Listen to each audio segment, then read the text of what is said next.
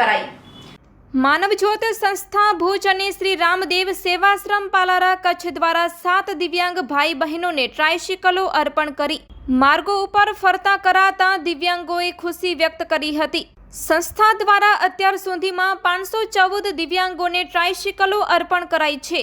સ્વર્ગસ્થ ગૌરીબેન મોહનલાલ મહેતા પરિવાર વર્ધમાન નગર કચ્છ હસ્તે રમાબેન શિરીષ મહેતા અમેરિકા દ્વારા 5, વેલબાઈ ધનજીભાઈ કરસન વરસાણી નારણપર દ્વારા 3, એક સદગૃહસ્થ દ્વારા 1 ટ્રાયસિકલ માટે અનુદાન મળેલ છે।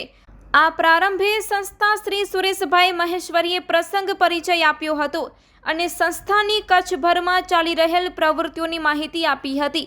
આ પ્રસંગે દાતાશ્રીઓની અંતરની ભાવનાઓને બિરદાવવામાં આવી છે। ટ્રાયસિકલ લાભાર્થી દિવ્યાંગ ભાઈ બહેનોએ જણાવ્યું હતું કે હવે અમે દૂર સુધી હરીફરી શકશું અને પોતાના કામ જાતે પૂરા કરી શકશું।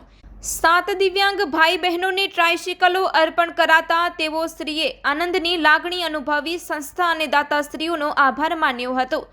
કાર્યક્રમનું સંચાલન પ્રબોધ મુનવરી જ્યારે આભાર દર્શન શંભુભાઈ જોશી કરી હતી। વ્યવસ્થામાં આનંદ રાયસોની, ગોવિંદભાઈ પાટીદાર, કનૈયાલાલ અબોટી, દીપેશ શાહ, ભૂપેન્દ્રભાઈ બાબરિયા, નીતિનભાઈ ઠક્કર, રફીક બાવા તેમજ પ્રતાપ ઠક્કર, અક્ષય મોતાએ સહકાર આપ્યો હતો।